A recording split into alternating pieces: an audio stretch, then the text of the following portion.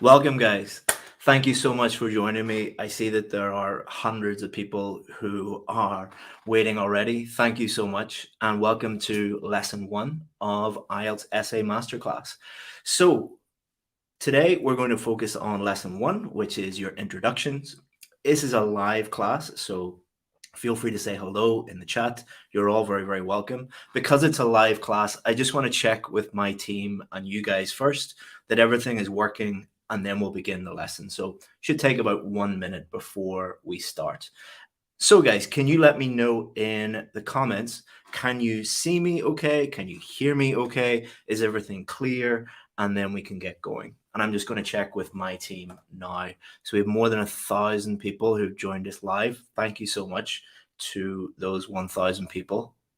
And let's see if everything is working okay. Thank you, guys. So everything seems to be working fine. Excellent, guys. So this is a live class. If you have any technical problems or anything like that, we have people from our team monitoring the comments. So if you have any technical problems or anything like that throughout the lesson, just let them know and they will help you. Because it's a live lesson, the best thing to do is plug in your internet or switch to the fastest Wi-Fi possible. If you have any problems with the screen or the audio or anything like that throughout the lesson, normally if you just refresh your browser or look at a different browser, it should fix any problems. But no complaints so far, so I think we're good to go. So let me know where you guys are watching from. It's always good to see where you guys are from. So we have people from Bangladesh, we have people from India, Nigeria, Somalia, Saudi Arabia. You're not watching the World Cup in Saudi Arabia? Ghana, Vietnam, Argentina. Argentina, you definitely should be watching the World Cup. I'm very privileged that you have decided to watch me instead of Messi. I'm obviously not as good as as Messi. Anyway, all right. Thank you so much, guys. And what I'm going to do now is I'm going to share my screen. The whole lesson is on slides. So I'm going to share my screen so that you can read the slides. While I'm teaching you today, I won't be able to read your comments. So if you have any questions or anything like that, just wait until the end. And if I have time at the end, I will answer as many comments or as many questions as I can. Someone says Messi won't give me a band 7. Yeah, he might score a goal for Argentina. He has already, but I don't think he'll give you a band 7. I will though. All right, guys, let me share my screen and get going. So let me just double check with my team that everything is working okay. If you guys can see the screen, just let me know. Jermaine, if you let me know, and then we're ready to get going. Okay, guys. So you should be able to just see the screen now, and let's go. So welcome to lesson 1, guys. So my goal for you this week, remember, this is not just one lesson. This is 3 lessons of a whole course that's happening this week. So I want to teach you our simple writing system. And once our VIP students learn this system, they improve their score by an average of 1.59 bands. So we collect data on our VIP students. And when they learn this system, normally their scores improve by at least 1.5 bands. So for most of you, that will be enough to get the score that you need. And we do this by being 100% honest with you. We don't teach you fancy tips and tricks and things like that. All we do is teach you what works. We just be 100% honest with you. This is what works. This is what doesn't. And then you're able to get the score that you need. So who is this for? So there's probably thousands of you watching right now. If you are in the position where you have failed the test, but you don't know why, this course is really going to help you. If you have done the test and you have failed to get the score that you needed, try and think throughout this course, what are we teaching you differently? Because that is going to be the key to understanding where you went wrong and what to do differently next time. Or if you don't have access to good teachers, many of you come from places in the world where you don't have access to good teachers, or some of you can't afford good teachers. So if that's you, then this is going to be extremely valuable. Normally, we charge hundreds of dollars for services like this. You're getting it this week for free. Or if you're frustrated with all the confusing information out there, there's a huge amount of information online about IELTS, and a lot of it is very confusing. We're going to just tell you the simple things that work and the simple things that don't work. So you're going to cut through all that confusion. Or if you just want a better life in a new country, your IELTS score will determine your future life. So if that's you, then we're going to help you do that today and throughout this week. So, does this stuff actually work? Before you listen to anyone about IELTS, especially me, you should ask them to prove to you that the stuff they're teaching you works. Because as I said, your IELTS score will determine your future. It will determine how much money you make, the country you live in, the job you do, where your children will grow up. So it's an extremely important part of your life. So whoever is teaching you should prove that it does work. So the first thing I'll say is there's no one best way to write an essay. We're going to teach you our way, but there's no one best way. And I'm not the best IELTS teacher in the world. It would be impossible to prove that. But the one thing we know for sure, 100%, the truth is we have more Band 7, 8, and 9 success stories than any other IELTS course, school, teacher in the entire world. And you can check that out on our website. You can go to Ieltsadvantage.com and click on success stories, and you'll find the largest number of Band 7, 8, and 9 success stories in the entire world. So you can trust that what we teach you this week actually does work. Every single one of these students was like you, struggling with the test. Then they learned what we teach you, and they got the scores that they need. We're going to do exactly the same thing for you this week. Okay.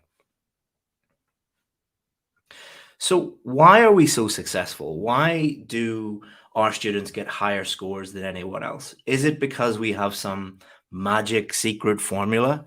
No, it's really to do with these guys. So this is my family. So this is my wife, Wynne. This is my oldest boy, Tom. This is William yesterday enjoying the Christmas tree. This is him when he was in his mummy's belly. But the reason why our students are so successful is my family, were in the exact same position as you are right now. We got married in Vietnam. My wife is Vietnamese, and we had Tom when we were in Vietnam. And it was extremely difficult for us to move from Vietnam to the UK. There were so many forms to fill out. It was really difficult to go through the IELTS process. So we decided to set up Ieltsadvantage to just remove all this stress for people. And we don't do it to make as much money as possible. We don't do it to get as many followers on YouTube and Instagram as possible. We just do it to help as many people as possible. And that is why we are successful, because we focus on success. We don't focus on anything else. So this week, we're also going to be giving you some gifts and some replays. So let me cover that right now before we dive into the lesson. Only those who complete the course will get the free gifts.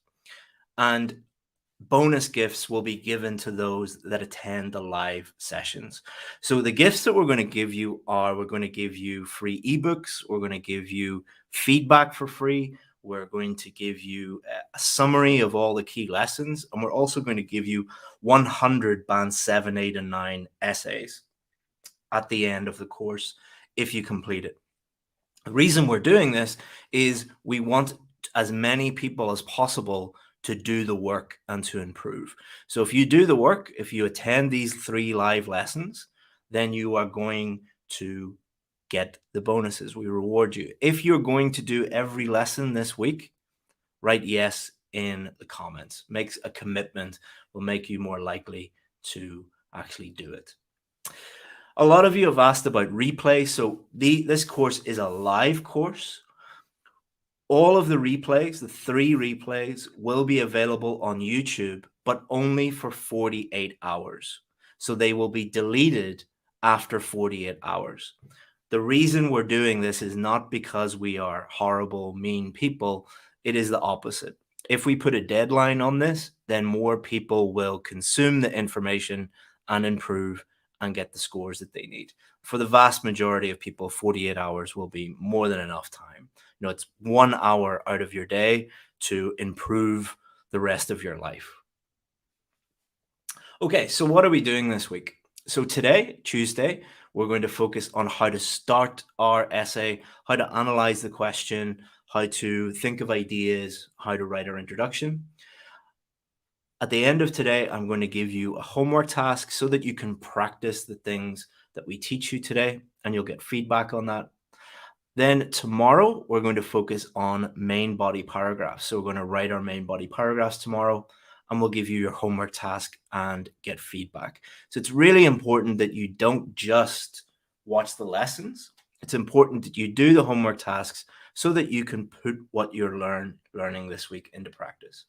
And then on Thursday, we'll finish up with how to write our conclusions. We'll also work on time management on Thursday to show you how to finish your essay in 40 minutes. And we'll also work on vocabulary and grammar in that lesson as well.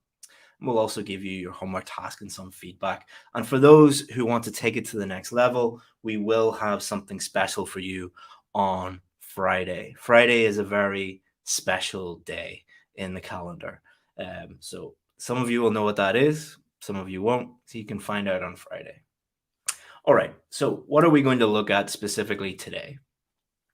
So we're going to focus on double and direct questions. What are these? Look at those in detail. Very, very important. We're going to look at what is an essay. This course is going to be dramatically different from anything that you see on any book, in any YouTube channel, anywhere in the world, because we're not going to focus on tips and tricks. We're going to completely change your understanding of what an essay is and what good writing is. We're going to look at what is an introduction, the essential elements of an introduction, and we'll give you your homework task. So there are 5 different types of questions that you might get asked on test day for task 2. You might get asked an opinion question, which is, what do you agree or disagree? A discussion question where you have to discuss both views. You might be asked a causes and solutions or a problems and solutions question. And you might be asked an advantages and disadvantages question. Finally, you might be asked a double question. So we only have 3 lessons this week. So we only have time to focus on the double question. But a lot of the stuff that we are going to learn, you can apply it to the other types of questions. So don't worry if you think that we're not going into enough detail or anything like that, but we will focus mostly on double questions this week. Okay, so what is a double or a direct question? There are normally 2 questions in one task. So you get task 2 and there are 2 questions. I'll show you an example of that in a second. And both are normally direct questions. They're directly asking you a question. Let's look at an example. Many working people get little or no exercise either during the working day or in their free time and have health problems as a result. And then here are the 2 direct questions. So we have 2 questions in one task. Why do many working people not get enough exercise? So asking you directly that question. What can be done about this problem? So 2 direct questions in one task. So double questions always look like this. Oh, 2 direct questions. That's my phone playing my own voice back up. Sorry. So at least we know it works. So you'll normally have this question statement and then these 2 questions. Okay, so before we look at what an essay is, we have to think about what is not an essay. At Ieltsadvantage, one of the reasons why our students are successful is not because we teach them what to do. It's because we also teach them what not to do. It is impossible to improve your writing until you stop the bad habits that you have. So, first of all, an essay is not a chance for you to show off how great your writing is. Many people's main approach to IELTS writing task 2 is to try to trick the examiner into thinking that they are amazing at writing in some way. That's not what an essay is. So that's not how you get a high score. It's also not a chance for you to show off how amazing your vocabulary and grammar are. So many students believe that the test is a vocabulary test. And if you just show the examiner how many big words you know or how many different fancy grammatical structures you know, you'll get a high score. But that's not what an essay is. So you don't improve your score by doing those things. It's also not just lots of ideas about a topic. Many students believe that if you just throw as many different ideas as possible at the examiner will somehow magically think that you know what you're talking about. That isn't what an essay is. What is an essay? So, first of all, it is an attempt to establish objective truth about a given topic, also known as answer the question. Don't worry if that sounds a little bit complicated. We'll be focusing on this throughout the course. So by the end of the course, you will know exactly what this means. It's also your reasoned argument about a given topic, also known as developing your ideas. And essay writing is a skill. It's important that you understand this. Most of you have little or no experience with this skill, and that's not a criticism, it's just a fact. Like any skill, it can be learned and improved. Think about the difference between listening and writing. You've probably listened to English for hundreds or thousands of hours in your life. You've probably been writing in English for less than 10 or 20 hours in your life.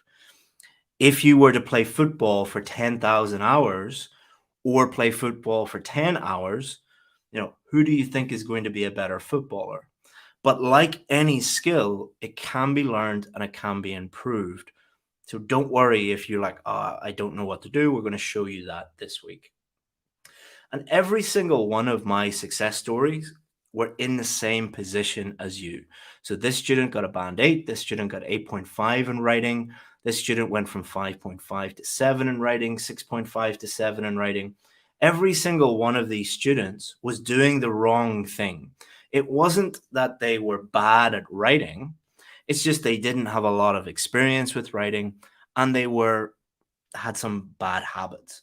Once you stop those bad habits and you start using the right things, then you will improve and you'll improve too. So we said that essay is a reasoned argument. What does that mean? So I want you to look at 3 statements. And I want you to tell me if they are reasonable or unreasonable. So I want you to look at this statement. Argentina are the best football team in the world. Is this a reasonable statement or an unreasonable statement? And don't worry if you don't know anything about football or the World Cup. This is not what we're testing here. So I just want you to write reasonable or unreasonable. Argentina are the best football team in the world. Second statement. Argentina are the best football team in the world because they've won the most World Cups. Is this reasonable or unreasonable? Have a think about that and write it in the comments. And then finally, this statement. Argentina are the best football team in the world because I believe they have the most experienced squad. They also have Messi, who many people believe is the greatest footballer to ever live. Do you think this statement is reasonable or unreasonable? So let's go back to the first one.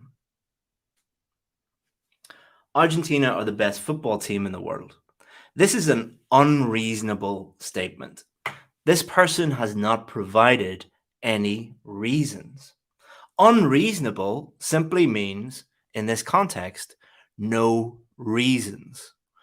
This person is just giving their opinion. All right. And you'll hear during the World Cup lots of people saying, my team is the best. No, your team is terrible. These are unreasonable statements because they haven't provided any reasons. What about this statement? Argentina are the best football team in the world because they've won the most World Cups. This also is an unreasonable statement because they have given a reason, but it is not true. All right. They have not won the most World Cups. All right. They have won some, but not the most. So they've given a reason, but the reason is not true. So both of these are unreasonable. Argentina are the best football team in the world because I believe they have the most experienced squad. So this person is saying, I believe they have the most experienced squad. Is this right or wrong? Well, this is their opinion. They're giving a reason that makes sense. It's true to them. They also have Messi, which is true, who many people believe is the greatest footballer to ever live, which is true. Many people do believe that he is the greatest footballer to ever live. Whether he is or not is debatable. But of the three statements, number three is the most reasonable because they have provided reasons, they have provided facts. This is what a good essay looks like. It is not just, sorry, I got a new mouse yesterday. I haven't been able to control it properly. This essay, if they wrote this, is just a bunch of unreasonable opinions. This one is just full of things that don't make any sense. They're not true.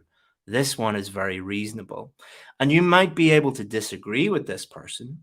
You might say this person is wrong, but they are not being unreasonable. This is a key point to understand. When you're writing an essay, there is no right or wrong answer. There is just a good essay, which is reasonable, or an unreasonable essay, which is bad. You need to shift your thinking towards that and think about an essay in that way. It is you trying to establish truth, reasoned argument about a topic, not showing off to the examiner. So, what are the ingredients of a reasoned argument? So, let's break it down to make it easy to understand. Number one, your viewpoint. What do you think about that topic? What do you think about that question? What is your main idea? Your reasoning. Why do you think that? Also known as your explanation. Okay, what is your reasoning, your explanation? And your evidence, otherwise known as examples. So many teachers and many books will teach you, you need an idea and an explanation and an example. That's not wrong. But if you think about it this way, what do I think about it? What are my reason, or what is my reasoning? And what is evidence to support my reasoning? Then your essays become a lot stronger, a lot better, and a lot easier to write. So again, it's not about learning lots of grammar or lots of vocabulary. Those things are important, but the biggest gains you can make, the quickest way, is to change your idea about what the purpose of writing is and what an essay is. Now, many of you might be thinking, well, what has this got to do with my English level? I just want to move to England or the US or Canada. Why can't I just show them how many words I know? That is like asking why you have to do exercise when testing your fitness levels. So if you go to the gym and they will need to test your fitness levels, they get you to do exercise. Ielts get you to write essays and do these things to demonstrate your level of English. Ielts is not an English test. It is a communication test. If you have this switch in your brain from IELTS is an English test to IELTS is a communications test, everything becomes easier and your writing and your speaking become much, much, much better. All they want to know is, for example, if you are a doctor or a nurse, if you move to a hospital in London, will you be able to communicate clearly with the patients and your coworkers? If you're an engineer and you're moving to California, will you be able to get a job there and communicate clearly with the people around you? Not an English test. Think about it very, very differently.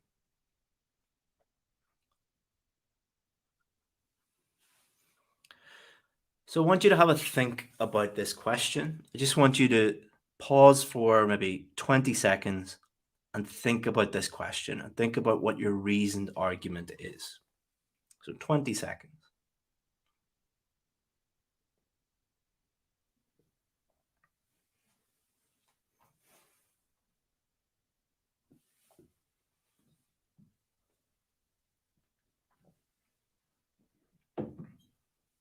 Okay.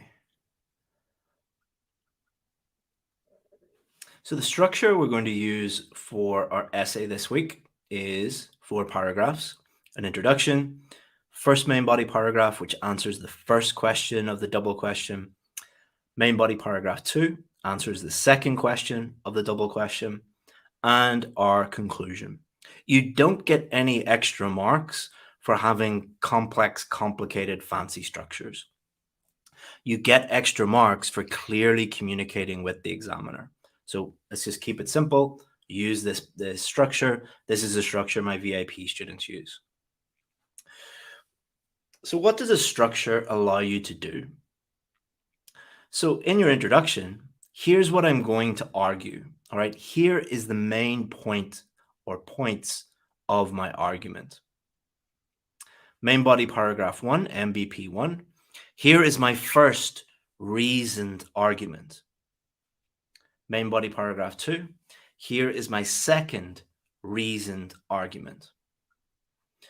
In your conclusion, here is my point of view and a summary of my arguments. Remember, what is an essay? An essay is you giving the reader a reasonable argument. Everything in this structure is designed to help the reader, help the examiner understand what you're thinking, what your reasoned argument is. Now let's compare that to an unreasonable argument. Let's look at the structure of an unreasonable argument. Here's some background information. Nowadays, this is a hot topic in modern life. This essay will endeavor to discuss both views before coming to a reasoned conclusion. That's just nonsense. Background information. Here are some points without any reasoning or evidence. Here are some more points. So most unreasonable essays are just a bunch of different ideas thrown onto the page with no real reasoning. And then in the conclusion, here's something new, completely unrelated to anything above. This is what most Band 5, Band 6 essays look like. Background information, throw a load of points down, and then memorize something and put it into your conclusion. These essays get a very low score because they are not reasonable, and they also give the reader a headache. It is impossible to understand what the person is trying to write about. So now that we know what structure we're going to use, let's focus on the first part of that structure. All right. A good way to approach writing is not to get overwhelmed with, oh, I need a band 7 or I need a band 8. What we do with our students is break everything down into bite-sized pieces. I think there's an expression in many countries like to eat an elephant, you start with one bite at a time or something like that. I'm probably misquoting that. I definitely am. But you get what I mean. Many students, before they do the writing test, just go and look at lots of books and videos the night before or the day before their test. That's overwhelming. Just break it down into different bite-sized pieces and then take each of those pieces and break it down even further. So we're going to take the introduction piece and break it down. So This is where we introduce the argument you're going to make. What is an introduction? An introduction to your argument, because what is an essay? It is an argument. This makes it easy for the reader to understand what the topic is and what your viewpoint is, what your main ideas are. The reasoning, the detail, then comes in the main body, and that is to simply help the reader. That is all your essay is doing, helping the reader, not helping you get a good score. I'll repeat that. That is all your essay is doing, helping the reader, not helping you get a good score. Everything that we teach you this week is designed to help the reader, not to help you. When writing, your job is to simply help the reader. Why do you write something? The only reason why we write something is to help the reader, because that is why we write. This will result in you getting a good score. If you want to have a successful business, your job is to help your customers. If you do that, you will make money. What happens if you try and make money without helping your customers? You don't make money. So, to take it out of the Ielts context, the best businesses in the world help their customers and then they make money. The most unsuccessful businesses in the world focus on making money. They don't focus on helping their customers. That is exactly the philosophy you need to use when you are writing an essay. Everything that you write should be designed to help the reader, and that will result in you getting a high score. But if your approach is, I want a high score, then you're going to use all these tips and tricks and fancy words that don't work, and you will get a low score. It's paradoxical. I know it's hard to get your head around, but it does work. And this was one of the main things that we discovered when we started interviewing our students. We interview a lot of our successful students. For example, Andrea here, she went from a band 5 to 7.5. The only way that you can go from a 5 to 7.5 is to be good at English already.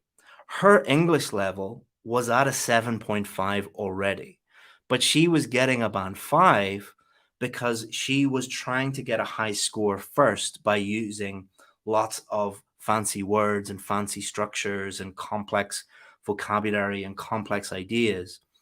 And that resulted in someone with a 7.5 level of English getting a band 5. When we started working with her, we didn't really teach her anything new. What we did was say the purpose of writing is to clearly communicate with the reader. Focus just on writing a clear, easy to understand essay, and her essay or her score immediately popped up from 5 to 7.5, and now she's happily living in Cambridge. So let's look at the different stages of writing an introduction. First is question analysis. You cannot write a good introduction if you don't understand the question. Idea generation. Your introduction basically contains your main ideas, so it is impossible to write a good introduction if you haven't clearly thought about your ideas, and you cannot start your essay. You cannot start writing until you have really thought about your essay. Paraphrasing and outlining your main ideas. So again, when you are preparing for anything, try and break it down into bite-sized pieces. And then we're going to take each of these pieces and break it down even more to make it manageable for you and reduce as much stress as possible. So the first bite is question analysis. So the first thing you need to think about when you look at a question is, what is the general topic? The reason why we want you to think about the general topic is because we do not want you to write about that. That sounds weird, I know. We do not want you to write about the general topic. Because if you look at a question and the question is on the environment, and you just write everything you know about the environment, or the question is on education and you just throw everything you know about education at the examiner, that is not answering the question. The more important thing you need to focus on are the specific keywords within the question. What specifically is the question about? And then everything that you think about, everything that you write about should be focused on the key specific things, not the general topic. And then we also look at the instruction words. What does that mean? So if we have a look at our question, many working people get little or no exercise either during the working day or in their free time and have health problems as a result. Why do many working people not get enough exercise? What can be done about this problem? So, what is the general topic? Think about what the general topic is. Write it in the comments if you want. So, the general topic is health. Should you write everything that you know about health and disease and exercise and all of these things related to this topic? No, because that is not what the examiner wants you to do. They want you to focus in on the specific things. So let's have a look at the specific things about this question. Many working people. So it is not children, it is not unemployed people, it is not retirees, it is not old people, it is working people, people with jobs. Get little or no exercise either during the working day or in their free time. So it's working people who don't get enough exercise because they are working. So everything that you write about should be about that specific thing. So they're getting health problems because they are working. Then the instruction words are these two questions. Why do many working people not get enough exercise? You need to focus in on that. And what can be done about this problem? How do we solve this problem? So, by thinking about it in this staged, bite sized way, it makes it much, much easier on test day. What's the general topic? Okay, I understand what that is. What specifically do they want me to talk about? And what specifically do they want me to write about? The instruction words. If you do that, if you get into the habit of thinking about each question in that way, they become very, very easy to understand. So, idea generation. Number one thing with idea generation is keep it simple. We work with a lot of doctors, software engineers, lawyers, very, very intelligent people. And often they fail the IELTS test, even if their English is at a band 8 level, they end up getting 6.5. One thing that we discovered, especially with doctors, is they tried to think of the most complex idea. I think it's because 7 years of medical school of complex ideas, you just get into the habit of thinking of the most complex thing. But what essay writing is and what IELTS writing is the exact opposite. Don't try and think of the most complex idea. Try and think of the simplest idea because they're easy to think of and easy to write about and easy to understand. The simplest, most straightforward answer is normally the best answer. If you were arguing with someone, what would your main point be? So if you were arguing with someone, imagine a football fan and someone said, I think Argentina are the best. And you said, no, I think Brazil are the best. You wouldn't go and think about the most complex reason. You would just give the simplest and most straightforward reason. So in the comments, what is the most common idea generation method? What is the most widely taught idea generation method? Write it in the comments. I'll give you 10 seconds.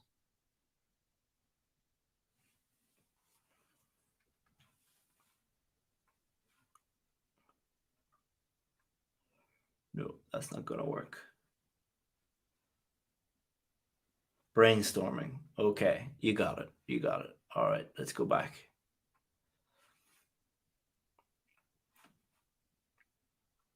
Very important question. In the comments, how do you feel when you are brainstorming? How do you feel? What emotions are going through your head when you are brainstorming? I want you to think about that and write that in the comments. I'll give you 10 seconds to do that. 10, 9, 8, 7, 6, 5, 4, 3, 2, 1.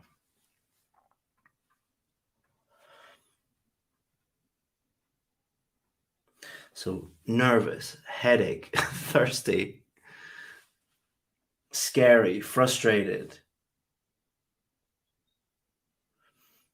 complex, very hard, stressful. Okay, so the majority are you're confused, you're stressed.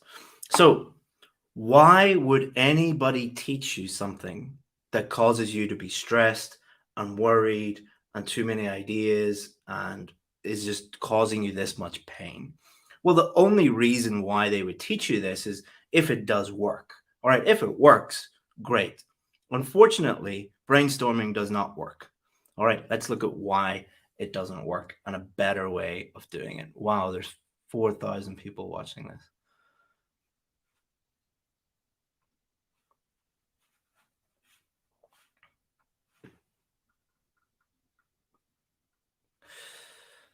So the main reason why we don't teach brainstorming is it is a waste of time. Brainstorming is designed so that people can generate as many different creative ideas as possible. It is designed to take time. So if something takes a lot of time and you only have 40 minutes to write your essay, this causes a lot of stress. Also, most of your ideas will not be specific. Brainstorming, excuse me, encourages you to think of as many ideas as possible, not think of a limited number of specific ideas. So not only does it waste time and cause stress, it does the exact opposite to what you should be doing. And most of your ideas are not relevant. Again, if you are brainstorming, it is designed to be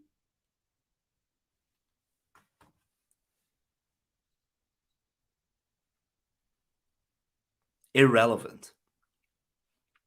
So what do we teach our students? Well, there's many different techniques that we teach our students, but one of them is probably the most effective, which is the argument method. If you are making an argument, what would your main point be? So instead of getting a piece of paper and writing the topic in the middle and drawing a bubble around it and different arrows, what if you were having an argument with someone? Do not try and think of as many ideas. Just think of one at a time. What is the strongest, simplest, most straightforward idea? If you can't think of something, put yourself in someone else's shoes. So often we will work with students who say, well, I don't know anything about that topic. You do not have to have firsthand experience of that to be able to think of an idea. If you're a woman, what would a man say? If you are working class, what would someone from a middle class background say? If you are highly educated, what would someone who is not educated say? You can imagine what they would think.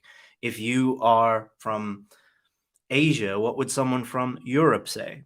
Put yourself in that person's shoes, and you should be able to generate lots of good ideas. So imagine two football supporters at the World Cup. That's on at the moment, so I think it's relevant. You don't have to be a football expert or a World Cup fan. One person says Argentina are the best because they have Messi. What would someone from Portugal say? What would someone from Brazil say? What would someone from France say? They would not go away and write football team and draw a bubble around it and brainstorm for 15 minutes. A Portuguese person would probably say, well, we have Ronaldo. A Brazilian team would probably, or person would say, well, we have won the most World Cups and we have the best squad. They would think of the simplest, most straightforward idea that wins the argument, not trying to think of 10 irrelevant ideas. So a good idea is easy to understand. They should know exactly what your main point is without any further explanation. So a good idea is you can write that idea down and show it to a stranger, and they will immediately understand what you mean. Relevant, it doesn't just answer the topic, It focuses on answering the specific question. And you can use reason to prove your argument. So it's reasonable. So don't think of an idea that you don't understand. You should only think of ideas that you can explain and give evidence for. So there's three elements to a double question introduction. So now we know how to analyze the question. We know how to generate ideas. Now we need to start writing our introduction. So paraphrase the question statement, outline your view on the first question, and outline your view on the second question. So we're going to briefly answer both questions, and we're going to paraphrase the question statement. So again, breaking it down into bite-sized pieces. So we're going to take the first element, paraphrasing. How do we do that? Break that down even further. So paraphrasing simply means state the same ideas, but using different words. How would you say it in your own words? We can do this by using synonyms. Synonyms are different words that mean the same thing, like woman, female. And we can do this by changing the structure of the sentence. So changing clauses around, we can do that, or we can do both. We're going to show you how to do both. These are not the only two ways that you can use. These are the two simplest ways. So again, before we teach you paraphrasing, let's teach you what not to do. So avoid these common errors when you're paraphrasing. Number one, changing every single word. You do not have to change every single word. If you repeat one or two words, it is absolutely fine, and you do not need to change each of the words in order. Changing words incorrectly. So many of you have been taught that you need to change every single word, or you can never repeat a word, or you have been taught that if you change a word, it needs to be high level or sophisticated or complex. This leads to lots of mistakes. And also not thinking about grammar. When you change words, you change the relationships between those words in a sentence. That's basically what grammar is, the relationship between words, the rules of the sentence. So when you change the words, be aware that the grammar rules, the relationships between the words might have changed. So let's start off with synonyms. Be very careful here. Your synonyms must match and make sense. Just because they are synonyms does not mean you can automatically use them. So, for example, rich country. Rich and decadent are synonyms. Country and kingdom are synonyms. But you cannot change rich country to decadent kingdom because they don't really mean the same thing. Just because two words are synonyms doesn't mean they mean the same thing. Rich and decadent do not mean exactly the same thing if you look up the meaning.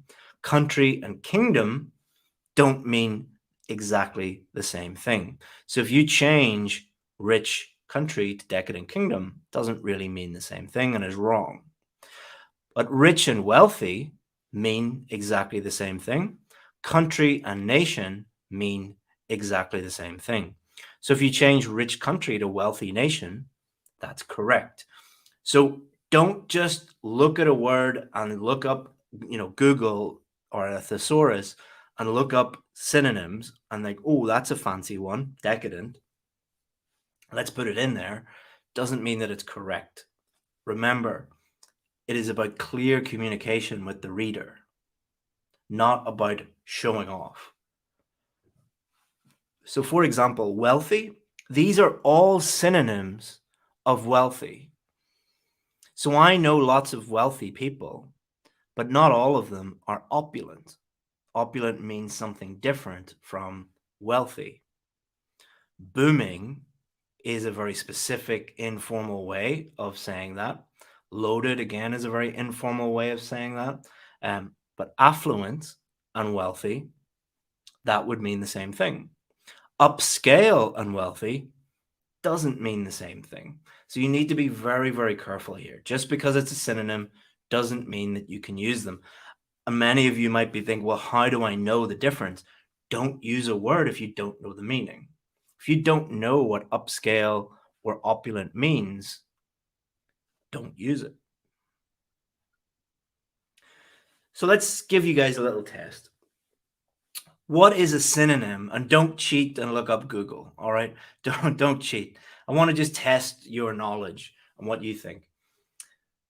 What is a synonym of refugee? Think about it for 10 seconds and write it in the comments. What is a synonym of refugee? 10, 9, 8, 7, 6, 5, 4, 3, 2, 1. Okay, immigrant. No. Migrant. Not really. Nomad. No. Person without a home. No.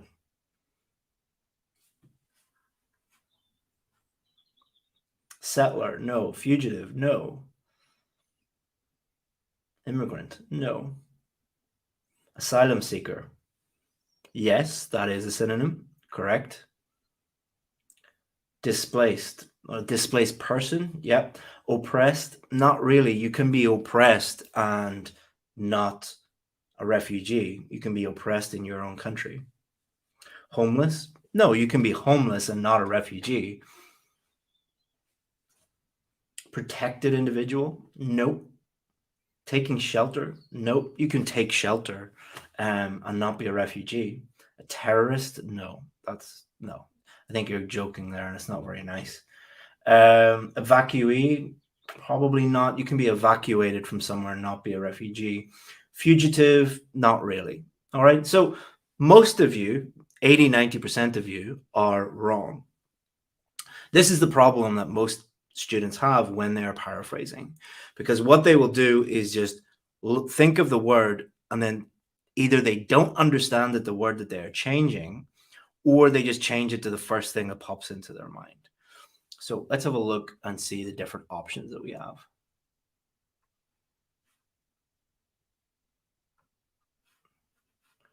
Am I showing my screen? Yes, I am. Okay. So displaced person or asylum seeker, this is correct. All right. It means the same thing. Refugee and displaced person, or refugee and asylum seeker, means the same thing. These do not mean the same thing. Fugitive means that you've done something wrong and you're in trouble with the police. Not very few refugees are that way. Runaway is more a child runaways from home. Outcast, alien, immigrant. You can be an immigrant, you can be an alien, you can be an outcast, you can be a foreigner and not a refugee. All right. These are not correct. These are. So you need to be very, very careful when you are using synonyms. So now we know how to change synonyms, or use synonyms to change words. Only use them if they mean the same thing. All right. Just because they're synonyms don't mean you can use them. What we can also do is change the structure. So be very careful that your new sentence makes sense grammatically when you're changing the words, changing the structure, especially. For example, many developed nations have opened their doors to refugees recently. How could we change the structure of this? Recently, refugees go to developed nations who open their doors. We've changed the structure, but it's led to people making grammar mistakes here with the first one there. Recently, refugees have been taken in by many developed nations. So this has changed the structure and they fixed the grammar mistakes. So what does change structure mean? Well, it just means flipping around the clauses here. So recently has gone from the end word, the last word, to the first word. Okay. Refugees recently, recently refugees. But this one is grammatically incorrect.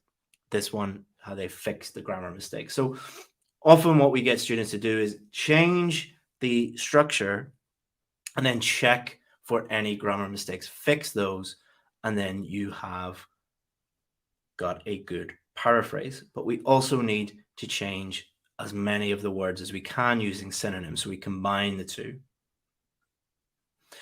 So using synonyms and changing the structure, you can combine these two techniques to paraphrase effectively.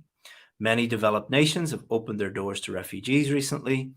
In recent years, refugees have been taken in by many countries in the developed world. So recently, we've changed to in recent years. It means the same thing. We paraphrased it. Refugees. So remember, I asked you what is a synonym of refugees, and 90% or more gave something that is incorrect. This student, this is a real student's paraphrase, one of our VIP students. This student couldn't think of an accurate synonym for refugees. So what they've done is they've repeated the word. It is better to repeat the word than to change it to something wrong. Like to change it, some of you were saying hostage or fugitive or like something that just is completely wrong. It is better to repeat the word than change it to something wrong. Have been taken in by many countries, have opened their doors, taken in by in the developed world. So they've changed the collocation developed nations to developed world. They've repeated the word developed, but they haven't really. Think of developed nations as one unit of language, one collocation, and they've changed it to a different collocation. Developed word. Collocations are words that normally go together. So it's not about changing every single word. It is about stating it so that it means the same thing in your own words. So let's look at some examples from our VIP students. So this is the question statement. Let's have a look at what some of our VIP students did by using synonyms and changing the structure. As a consequence of getting minimal exercise, either while at work or when they are off, employed people suffer from health issues. So they've used synonyms to change it as much as is needed. So when the examiner is reading your paraphrase, they're asking themselves a few questions. Have they changed it enough? Yes, they have. Does it mean the same thing do these mean the same thing, these sentences? Yes, they do. Are there any grammatical mistakes or vocabulary mistakes? No, they're not. So this is an excellent paraphrase because it means the same thing. They've changed it enough and the student hasn't made any mistakes. Workers do not work out as much as they should, and this causes health complications. Does it mean the same thing? Yes. Have they changed enough of the words? Yes. Workers and workout do not mean the same thing, by the way. Every time I show this to students, oh, they've said the same word. No, workers and work out are not the same thing. Have they made any grammar mistakes or any vocabulary mistakes? No. So 2 excellent paraphrases by just following simple techniques, changing synonyms, repeating words when they have to repeat them, but making sure that it means the same thing and changing structure when they have to. We also must briefly answer each question. So we must answer the question in the introduction using our technique, using our structure. So this is the question statement. Why do many working people not get enough exercise? When we did this with one of our live classes with one of our VIP students, with all of our VIP students actually, the most popular answer was lack of time. Often the most popular answer is the best answer. It normally is 99% of the time. So this is another idea generation technique. Instead of thinking what is an impressive idea, think what if I asked 100 people this question, what would most people think? What would most people say? Why do many working people not get enough exercise? The most obvious, straightforward answer is they don't have enough time. What can be done about this problem? Designated exercise periods. So, join a gym and go every Monday, Wednesday, Friday, or whatever it is, or, give people half an hour a day to work out or do it during your lunch break, some kind of exercise period would probably solve this problem. Simplest, most straightforward, popular idea, not the most impressive ideas. Also, the simplest ideas are easy to explain. Remember, what is an essay? It's your reasoned argument. You need to provide reasoning. So putting it all together into our introduction. So this is the paraphrase from our student. And this is her answering both questions. This is because of a lack of time, and designated gym sessions could solve this problem. So the blue bit is her paraphrase. The black bit is her answering both questions. We put it together. This is our introduction. As a consequence of getting minimal exercise, either while at work or when they are off, employed people suffer from health issues. This is because of a lack of time, and designated gym sessions could solve this problem. That is our introduction. So let's summarize what we learned today. Analyze the question. You cannot write a good essay if you don't understand the question. So we gave you that 3-step technique for answering the question. Idea generation, keep it simple. Don't brainstorm. Use one of the other techniques. Paraphrase, so you can do this using synonyms or change the structure. Just be careful with grammar. And briefly answer both questions. Just give your 2 main ideas in the introduction. And then put it all together. So it's like baking a cake or making a sandwich. Just take the ingredients and put them together the way they're supposed to be put together. So don't worry if you think this is different from other teachers. Many of you right now are like, should I trust this guy? This is very different from what I've been taught in the past. Many students watch my lessons and worry because it is so different from other teachers. My advice is also different from most Ielts books and websites and YouTube channels.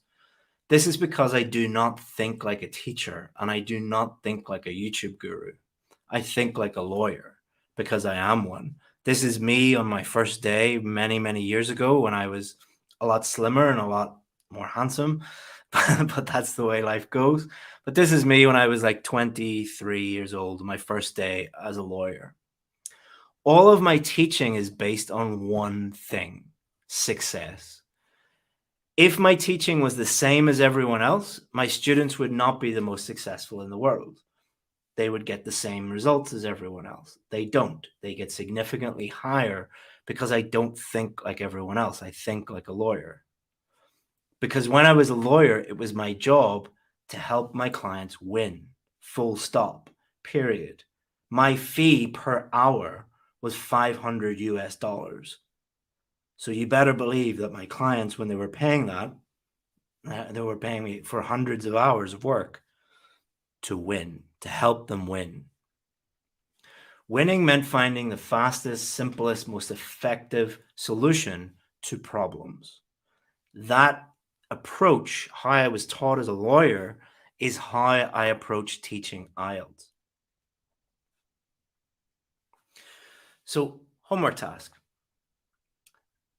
Look at the question below, follow the steps outlined in this lesson, and write the introduction. Remember, the replay of this lesson will be available for the next 48 hours. If you didn't understand anything, if you want to go back, you can do that. It will be available immediately on YouTube for 48 hours. Focus not on writing the introduction as quickly as possible. Focus on using the techniques that we taught you. Every technique. All right. Question analysis, idea generation, paraphrasing, outlining your main ideas. This is the question. In modern times, young adults are spending less time with their families and more time with their friends. Why has this change occurred? Do you think parents should force their children to spend more time at home? So you can take a photo of this, screenshot photo with your phone if you want. But if you don't quite get this, if you don't get a chance to get the question, you can go back and watch the replay and get this. But I'll give you a few seconds just to get your phone out and take a photo of it if you want. Okay, here are the rules. Please listen and follow these rules, please. Write out your introduction on a piece of paper. All right. Do not post it anywhere. Do not post it on our website or Facebook groups or below in the comments or anywhere. And do not send it to us. All right. 46,000 people have signed up for this IELTS essay masterclass. We do not have time to look at 46,000 introductions. All right. We will give you feedback, but not individual feedback. Okay. But the feedback we give you will be just as good as getting individual feedback. Please just trust me. All right. Write out your task. Don't email it to us. Also, please do not email us and demand that we help you one-on-one. Many people this week have emailed us and said, can you give me, 1 hour of your time for free? Or, can you correct this essay for free? It's not that we don't want to help you. It's just the laws of physics apply here. The laws of time apply here. We cannot spend 20 minutes or an hour with 46,000 people. We will give you feedback. We have a really special way of giving group feedback, and it is very, very effective. That will be given to you at the beginning of lesson 2. All right. So you'll only get the feedback if you attend lesson 2. But it's really important that you just do this. All right. Instead of complaining, do the work. Nobody cares. Do the work. Thank you very much, guys, for your precious time. I really appreciate you giving me your time. I know there's a lot of people online teaching IELTS, and you decided to spend an hour and 5 minutes with me. I really do appreciate that. We have gone over a little bit, so I don't have time to answer questions, but I probably will have time at the end of lesson 2 and lesson 3 to answer questions. Please do your homework task. We will delete the replay after 48 hours, so make sure you watch it and join me tomorrow at 11 a.m. UK time for lesson 2. Lesson 2 is the main body. That's the most important part of your essay. So make sure that you join me and you'll get the feedback on your homework. All right. Thank you so much, guys. It was a pleasure teaching you, and I will see you tomorrow at 11 a.m. All right. Thank you so much, guys, and I will see you tomorrow. And if you have any IELTS needs, go to our website, Ieltsadvantage.com. Check out the rest of our videos on YouTube. This is all free. All I ask, guys, is that you give us a like. That helps spread the video out to other people. So if you liked it, give it a like. If you didn't like it, feel free to comment and tell us why you didn't like it. We always enjoy getting feedback. That makes us better as well. All right. Thank you so much, guys, and I'll see you tomorrow. Bye-bye.